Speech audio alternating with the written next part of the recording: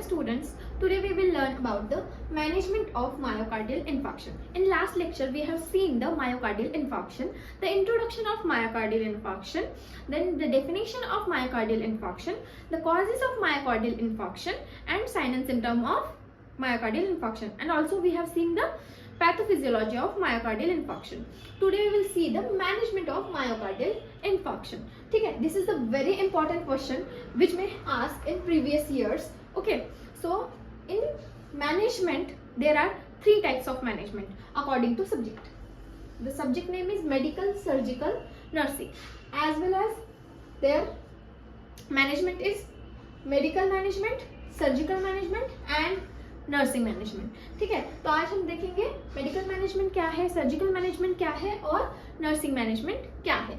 तो medical management हम देखेंगे. मेडिकल मैनेजमेंट में क्या देखते हैं हम, जो भी ड्रग्स यूज किए जाते हैं एक पर्टिकुलर कंडीशन में, वो सब आते हैं मेडिकल मैनेजमेंट के अंदर. और या फिर और कोई नॉन फार्माकोलॉजिकल थेरेपी, ठीक है, मतलब अदर देन ड्रग्स जो भी यूज किया जाता है, वो सारी ही चीजें आती है मेडिकल मैनेजमेंट में. सर्जिकल मैनेजमेंट में क्या आता है, अगर MI हुआ है, ठीक है, मतलब मायोकार्डियल इंफार्क्शन हुआ है, उस केस में हम क्या करते हैं, कौन सी सर्जरी हम रेफर करते हैं पेशेंट को, वो सब आता है सर्जिकल मैनेजमेंट में. देन आता है नर्सिंग मैनेजमेंट. नर्सिंग मैनेजमेंट में 3 पॉइंट्स होते हैं. ठीक है, फर्स्ट है नर्सिंग असेसमेंट, देन है नर्सिंग डायग्नोसिस, देन आता है नर्सिंग इंटरवेंशन. ये 3 पॉइंट्स हम देखेंगे नर्सिंग मैनेजमेंट में. नर्सिंग मैनेजमेंट बहुत ही ज्यादा इंपॉर्टेंट क्वेश्चन है, 5 मार्क्स का या फिर 8 मार्क का क्वेश्चन जो है आ सकता है. ठीक है, तो ये जो है फर्स्ट देखेंगे मेडिकल मैनेजमेंट. ठीक है, medical management of myocardial infarction. तो मेडिकल मैनेजमेंट में क्या है, ठीक है, तो मेडिकल मैनेजमेंट के लिए मैंने एक कोड दिया है मोनाटास. ठीक है, ये है मोनाटास. ठीक है, मोनाटास. ठीक है, तो मोनाटास से हम देखेंगे कि कौन से ड्रग आते हैं. M फॉर मॉर्फिन, जो हमें जितना भी सीवियर पेन हो रहा है, चेस्ट पेन होता है, ठीक है, सारे ही जो है वो हमें सारे सिम्टम्स जो आ रहे हैं, वो सिम्टम्स को कंट्रोल करने के लिए ये सारे मेडिकेशंस हम देते हैं. ओके, तो फर्स्ट है M फॉर मॉर्फिन. मॉर्फिन किस लिए यूज होता है, सीवियर पेन के लिए, बहुत ज्यादा पेन है उस कंडीशन में यूज होता है मॉर्फिन. देन है O मीन्स O2 थेरेपी. ठीक है, ऑक्सीजन थेरेपी देते हैं हम, क्योंकि पेशेंट को ब्रीथलेसनेस की प्रॉब्लम या डिफिकल्टी इन ब्रीदिंग हो सकती है. देन है एस्पिरिन. ओके, देन है थ्रोम्बोलाइटिक्स एजेंट्स, देन है anticoagulants, sedatives and stool softener.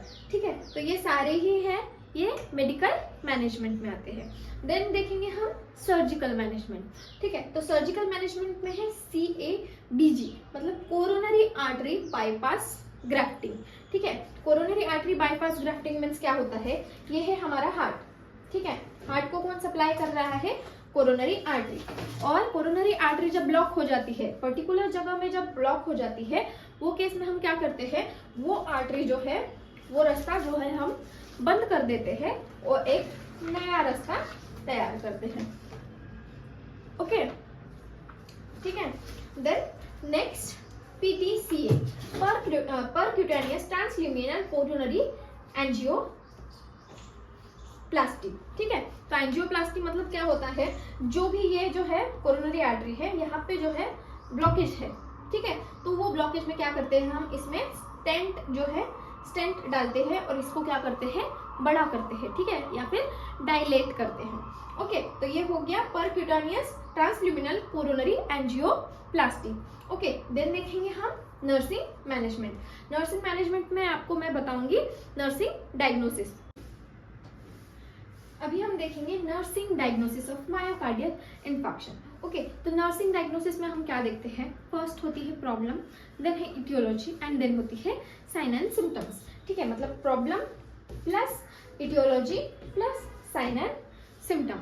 Okay, तो हमने देखा है साइन एंड सिम्टम्स या फिर पेशेंट की प्रॉब्लम्स हमने देखे हैं. पेशेंट की प्रॉब्लम्स मतलब ही साइन एंड सिम्टम्स जो भी है, ठीक है। तो उसमें हमने देखा था पेशेंट को बहुत ज़्यादा चेस्ट पेन होता है, ठीक है, ब्रीथलेसनेस है या फिर नोशिया वोमिटिंग है, वो सारे ही सिम्टम्स है, तो वो सारे ही पेशेंट के प्रॉब्लम्स है, तो वो हम देखेंगे एक एक करके, ठीक है। तो फर्स्ट क्या हो रहा है, इम्पेयर्ड गैस एक्सचेंज। हमने पहले ही देखा है कि पेशेंट को क्या होता है, ब्रीथलेसनेस, मतलब गैसेस एक्सचेंज का ऑक्सीजन एंड कार्बन डाइऑक्साइड जो है एक्सचेंज करने में प्रॉब्लम हो जाती है, ओके।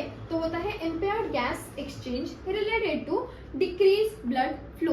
क्यों हो रहा है, क्योंकि जो हार्ट का जो ब्लड फ्लो है क्या हो गया है, कम हो गया है due to the blockage of coronary artery, okay. Second देखेंगे एक्यूट पेन। हमने देखा है पेशेंट को क्या होता है, बहुत ज्यादा सीवियर पेन होता है, ठीक है, चेस्ट पेन होता है, ठीक है, वो देखेंगे। एक्यूट पेन रिलेटेड टू किसकी वजह से हो रहा है, death of myocardial cells and tissues, ठीक है। क्या हो रहा है वहां पे, मायोकार्डियल सेल्स का एंड टिश्यूज की क्या हो रही है, डेथ हो रही है, उसकी वजह से क्या होता है, एक्यूट पेन होता है पेशेंट को।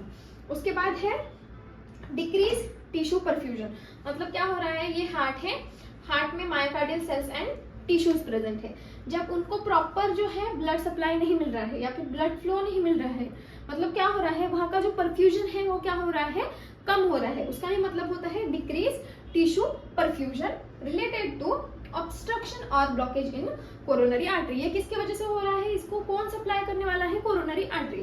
तो कोरोनरी आर्टरी जब ब्लॉक हो जाती है उसकी वजह से क्या होता है, वहां के जो सेल्स हैं टिश्यूज हैं उनको क्या नहीं मिल पाता, प्रॉपर ब्लड फ्लो नहीं मिल पाता, प्रॉपर ब्लड सप्लाई नहीं मिल पाता, ओके।